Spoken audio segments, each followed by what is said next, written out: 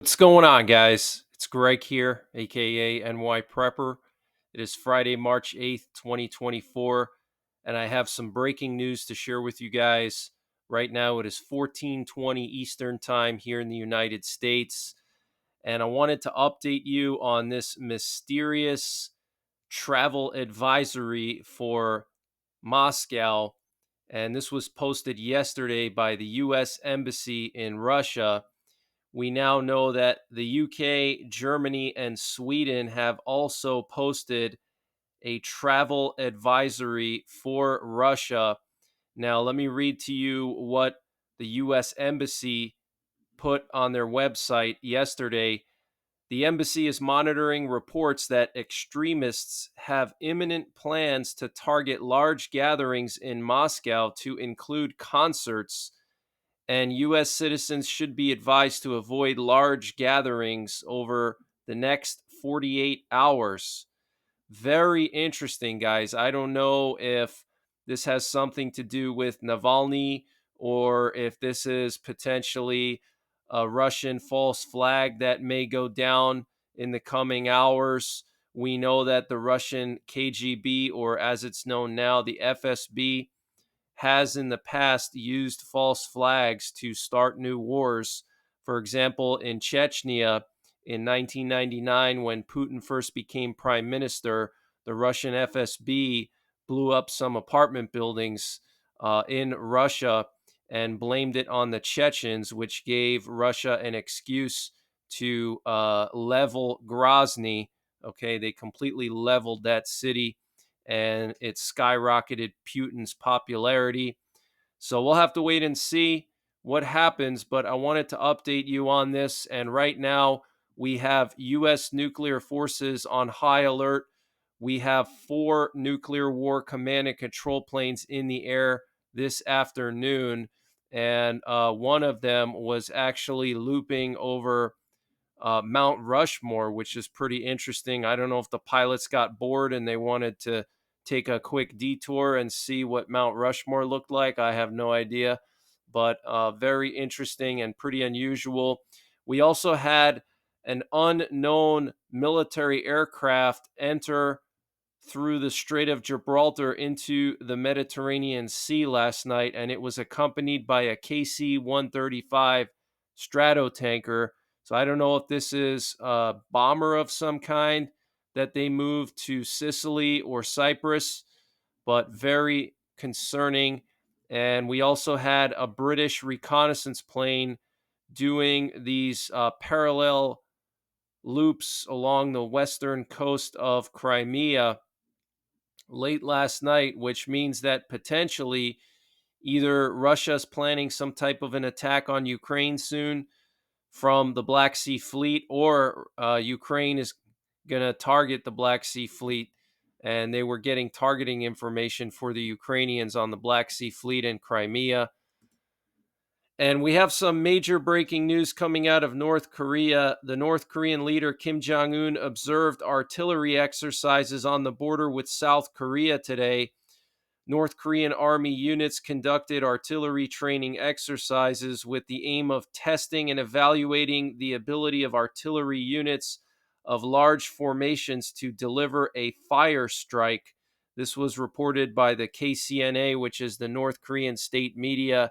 And here we have pictures from this exercise right on the border with South Korea. And Kim Jong un was there overseeing this exercise. And the other day, he was with some infantry troops and he was training with them and shooting an AK 47. Here he is standing in front of these massive artillery guns. And here's another picture of him observing the exercise right on the border with South Korea, guys. And South Korea did a massive elephant walk with some of their fighter jets today. Here we have over a dozen South Korean fighter jets that all took off at the same time.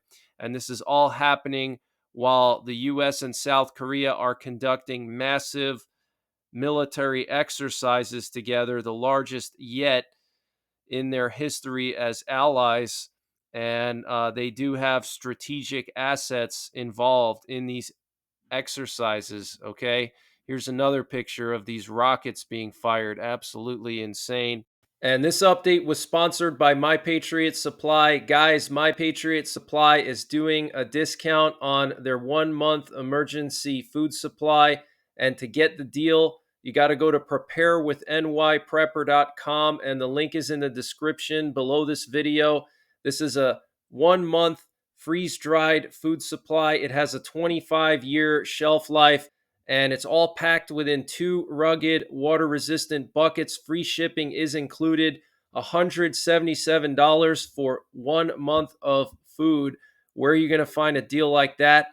They also have a general store, and they're always running discounts in their general store on various prepping and survival items. They have everything from MREs, potassium iodide, to survival seeds.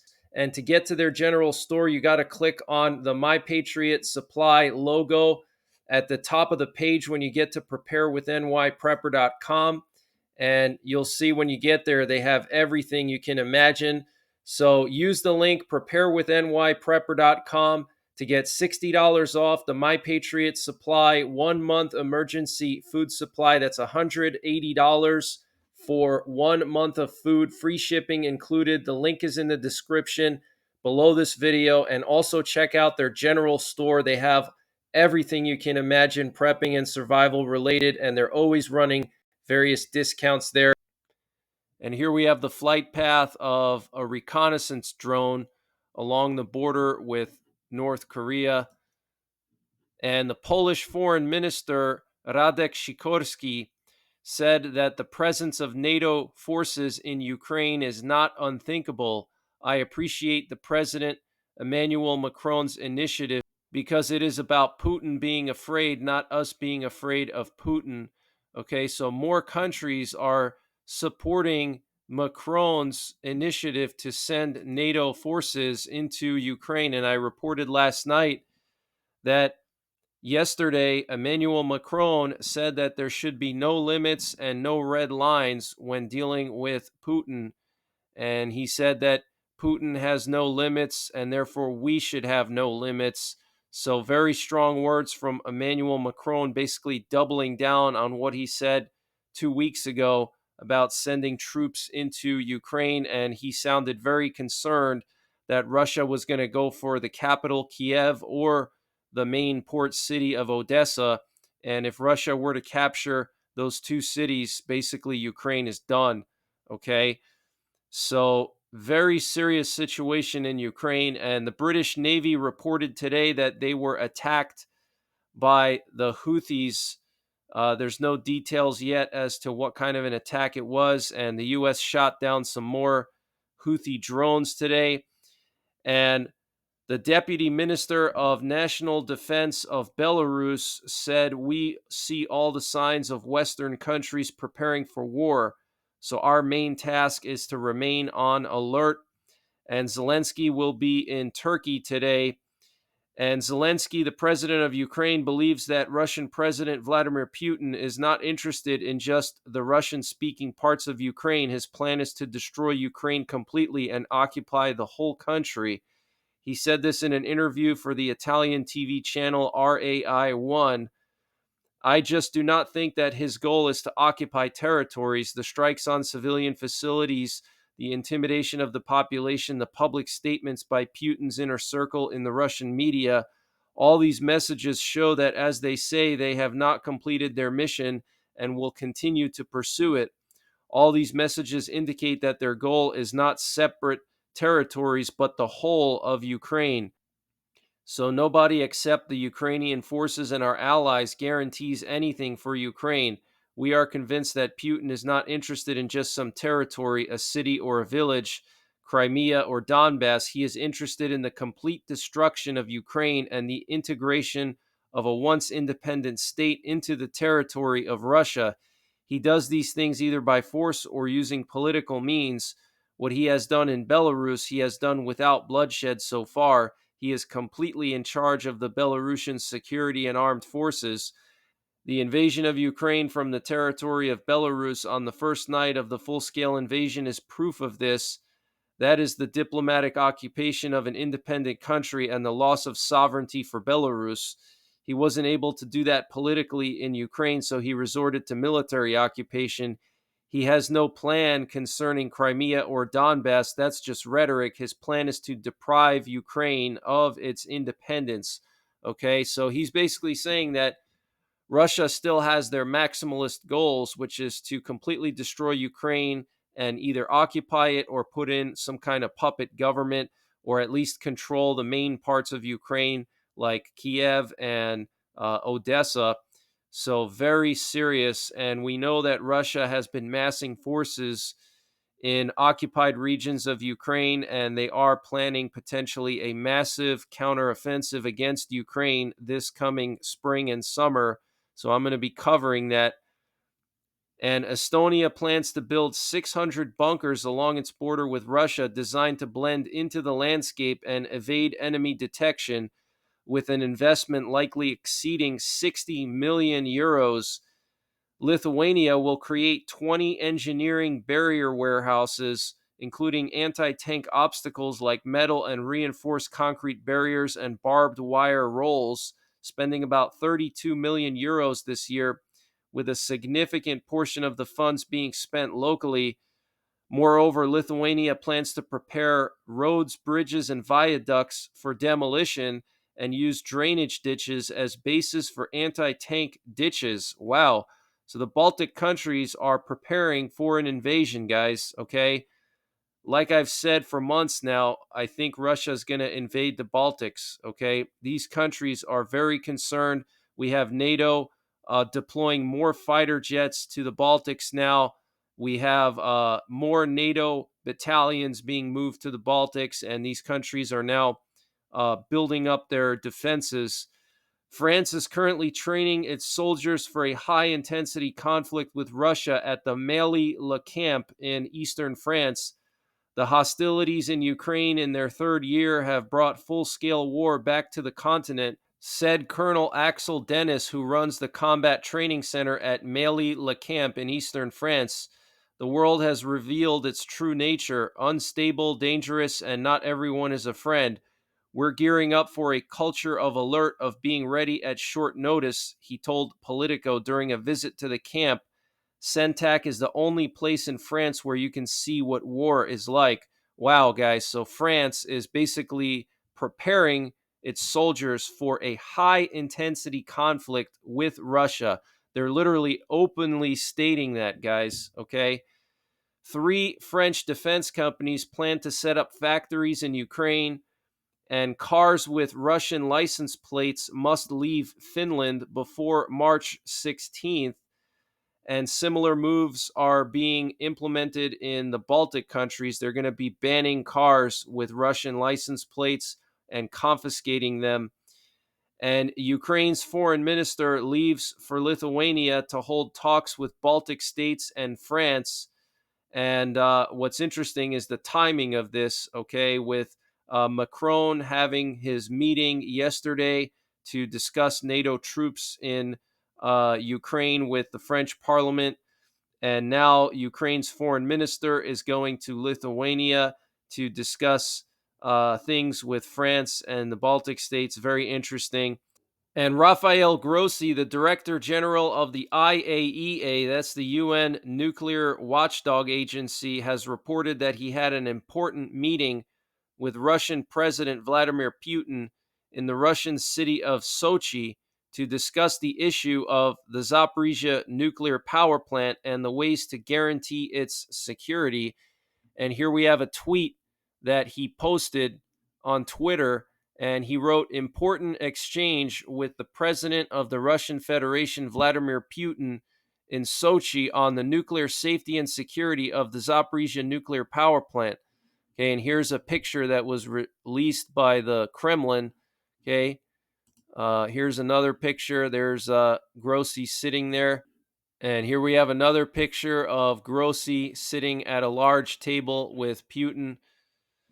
And Russian media outlet Kommersant added that most of the meeting was held in private. The meeting lasted 50 minutes. The Kremlin refused to comment on the non public part of the conversation. We do not comment on the closed part of the meeting, Putin's spokesperson Dmitry Peskov said. And the Board of Governors of the IAEA have approved a draft resolution on nuclear safety, security, and safeguards in Ukraine by a majority vote. In particular, the document urges Russia to urgently withdraw all unauthorized personnel, including military forces, from the Zaporizhia nuclear power plant and to immediately return the plant to the full control of the relevant Ukrainian authorities under the existing license issued by Ukraine's State Nuclear Regulatory Inspectorate. This is essential to ensure ZNPP's safe and sustainable operation. The Russian Federation has openly expressed hostility to the agency and deliberately challenged the credibility of the non-proliferation paradigm. So this is huge news. The IAEA has passed a resolution demanding that Russia release the ZNPP from its control and give it back to Ukraine. The adopted document also expressed grave concern over the unstable state of nuclear safety and security at the ZNPP, especially the lack of adequately qualified personnel on site, gaps in scheduled preventative maintenance, problems with supply chains, the vulnerable state of the plant's water supply, external power supply problems, and the planting of anti-personnel mines in the buffer zone between the inner and outer perimeters of the facility. Wow, guys. So something's going on if Rafael Grossi went to Russia to visit Putin, and then their board of governors approved a document demanding that Russia release the ZNPP. Very interesting. And Slovakian parliament deputy speaker said Russia invaded Ukraine to protect its interests. Andrej Danko, deputy chairman of the National Council of Slovakia and the leader of the far-right Slovak National Party, which is part of the government coalition, has claimed that Russia is not an aggressor in the full-scale war against Ukraine, but is merely protecting its interests. And there was a massive Israeli airstrike in Lebanon in the town of Blida earlier today. And Philippine Navy Commander Roy Trinidad is warning China about erecting any structures in the South China Sea in areas claimed by the Philippines. These are red lines for the Philippines to the armed forces, Trinidad said at a news conference in Manila when asked what Chinese actions would be unacceptable to the Philippines in the disputed waters. Trinidad said the administration of former President Rodrigo Duterte, who preceded current President Ferdinand Marcos Jr., established these red lines. Okay, so the Philippines is saying we're not going to allow China to build islands in our territorial waters or our exclusive economic zone. Those are considered red lines for the Philippines. And a congressional investigation into Chinese-built cargo cranes at U.S. ports has uncovered concerns about potential national security risks.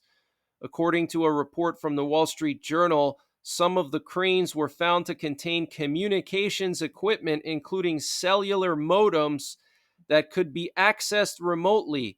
Lawmakers worry about the threat of espionage and disruption posed by these cranes, which are predominantly manufactured by ZPMC, a Chinese company.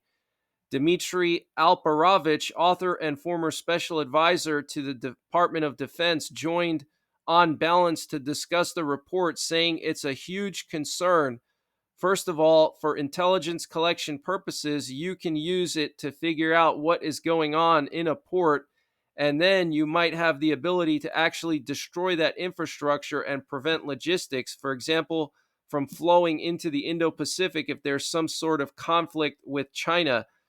Very interesting. So they could use these modems to spy on the ports, see what kind of traffic we have going in and out, and then also they could use these modems to literally blow up these ports. Okay, so this is extremely concerning.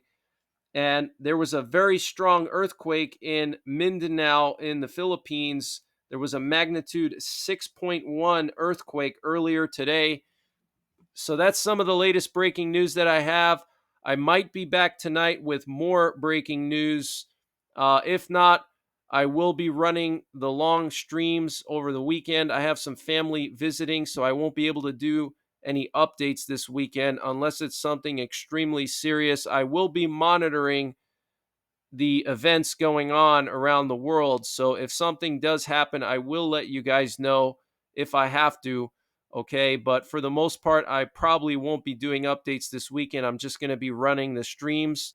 And in the streams, I have a news ticker at the top of the screen, and I'll be posting any major headlines there over the weekend. Okay. So I'm going to leave those streams up all weekend long. You can look at cameras from Eastern Europe. You can listen to emergency action messages, and you can look at flight trackers, and you can hang out with other people in the chat.